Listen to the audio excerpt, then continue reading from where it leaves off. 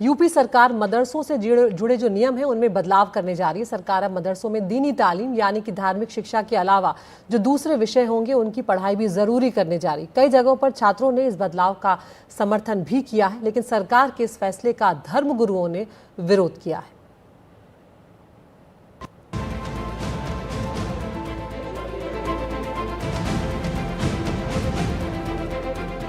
हमारे लिए बहुत अच्छा होगा कि हम मैथ्स भी पढ़ें, साइंस भी पढ़ें, इंग्लिश भी पढ़ें, हिंदी भी पढ़ें। यहाँ से स्टूडेंट निकल करके वो अगर इंजीनियर बनना चाहते हैं, डॉक्टर बनना चाहते हैं, तो उनके लिए इसमें आसानी पैदा होगी। सारे स्टूडेंट हैं वो मैथ भी पढ़ेंगे, साइंस भी पढ़ेंगे, ताकि आने वाली जनरेशन में वो कामयाब हो सकें। दीनी तालीम के साथ दुनियावी तालीम भी हासिल होगी।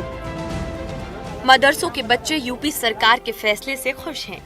तो सबसे पहले ये समझिए कि सरकार क्या करने जा रही है। दरअसल उत्तर प्रदेश में मदरसों के सिलेबस में राज्य सरकार बदलाव करेगी।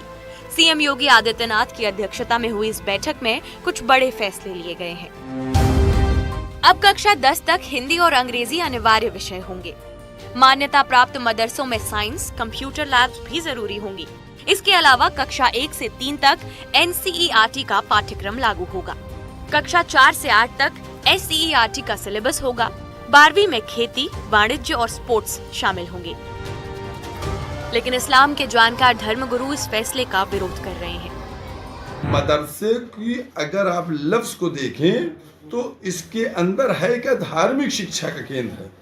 ये धार्मिक, अगर किसी को अंग्रेजी और हिंदी और साइंस और बायोलॉजी और केमिस्ट्री और फिजिक्स पढ़ना है तो वो मदरसे में नहीं आएगा, वो किसी अंग्रेजी स्कूल में जाएगा, किसी यूनिवर्सिटी में जाएगा, किसी डिग्री कॉलेज में जाएगा।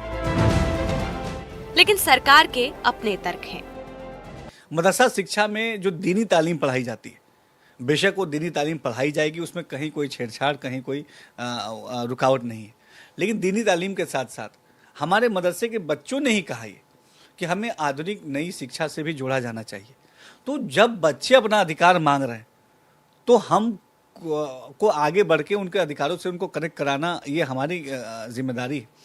तो दीनी तालीम एज इट इज़ चलेगी। इसके अलावा मदरसों में SCERT, NCERT के कोर्स को हम लागू करेंगे।